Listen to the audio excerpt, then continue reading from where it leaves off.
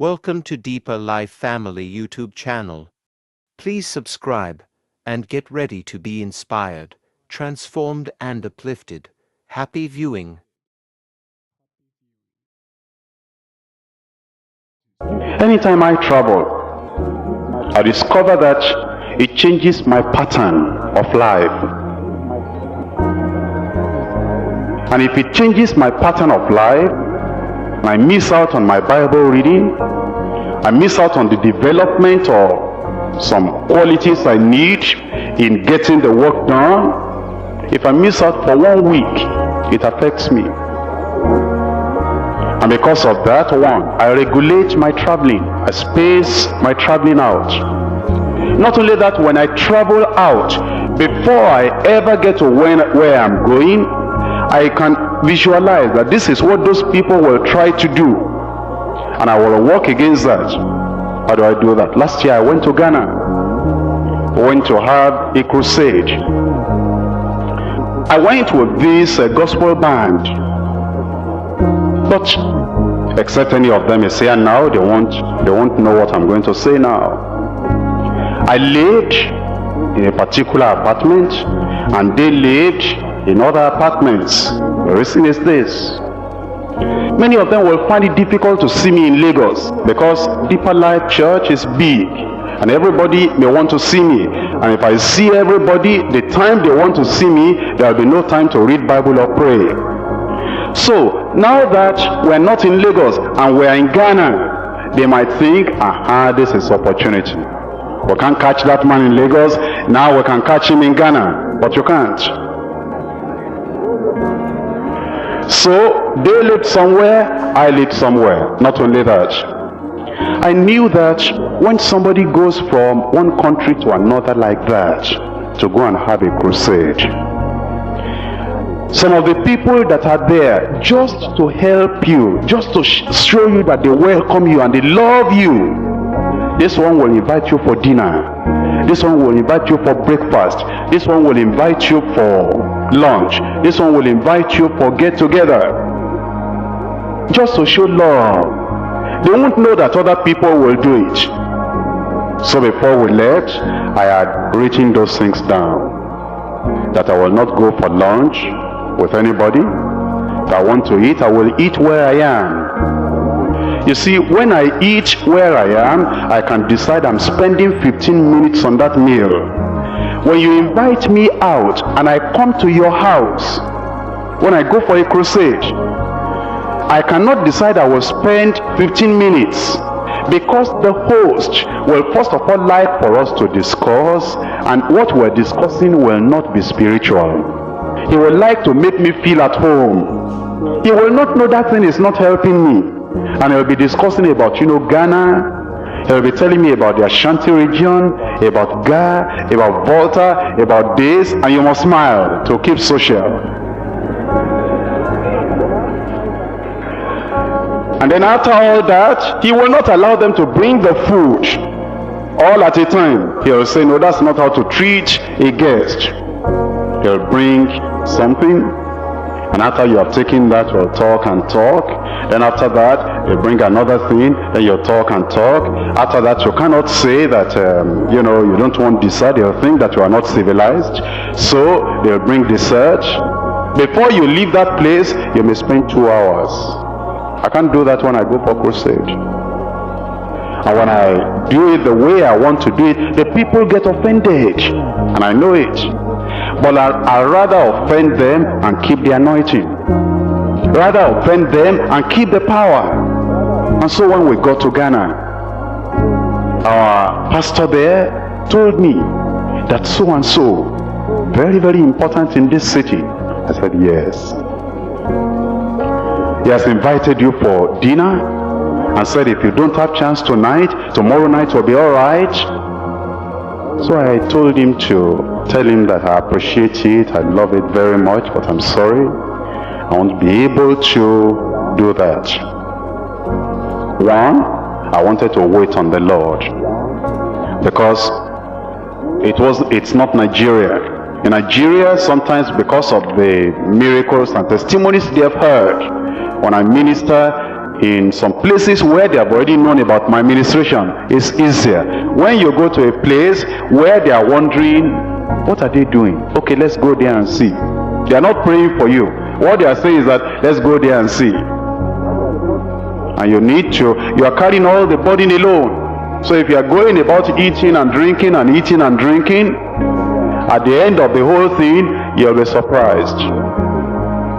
So that's why I will regulate my traveling. Outside is worse when you travel outside Africa. I was in Britain last year to have meetings in some churches. And as I began to minister, the Lord glorified himself. And the Nigerians that were in that church, oh, how happy they were that God is using a brother from Nigeria, and we are Nigerians. You know what they were saying? This one will come and say, brother, what do you want? Amala, eba, pounded yam. What is it? Just tell us, we will do it for you. I'll smile and say, thank you very much. They couldn't understand. Because you see, we're Nigerians together. And God is using this man, and these people, they appreciate him. And we who are Nigerians, we should show that appreciation. And then the whites themselves, one of them came to me and said, have you seen the palace? Have you seen this one? Have you seen this one? I said, no. Have you not come to London before? I said, I've been coming since 1974. Oh, you must see all these places. And they invited me to come and talk about signs and wonders. And if you are talking about signs and wonders, and you are visiting the palace in the afternoon, and you are eating dinner before you go for the meeting, and you are all sightseeing, going to the circus and going to Oxford Square in the afternoon, in the evening you want to talk about signs and wonders, you'll be disappointed. But they didn't understand, because their pattern of life is that we go everywhere. I see everything, then I take pictures. But I said, I'm sorry, I appreciate it. I'll say not today. Then you come the other day, I say not today. They come another day, I say, my brother, I'm sorry, it cannot be today again. Don't you like to see all the... Oh, I said, I like it very much if I could have the time. Maybe God will give us the time, and then I'll make them to laugh a little bit, then I'll push them off. But you know, in the evenings, God was wonderful. The other year, I was in an Assemblies of God church. That church had been there for 60 years. In the morning, a pastor called me, and he told me that he had invited somebody to come to the church in the evening. And that person was occultic. And he wanted me to preach on occultism, so as to catch that man. Now, you see, this is a white person. And it's difficult for me to say no, because he invited me to his church. So I smiled. He gave me the outline, and he said he prepared it before he had studied it, real knowledge inside that outline. I got it. I said, thank you, sir. And I put it somewhere. When I woke up in the morning, they live in a duplex. They gave me a room upstairs.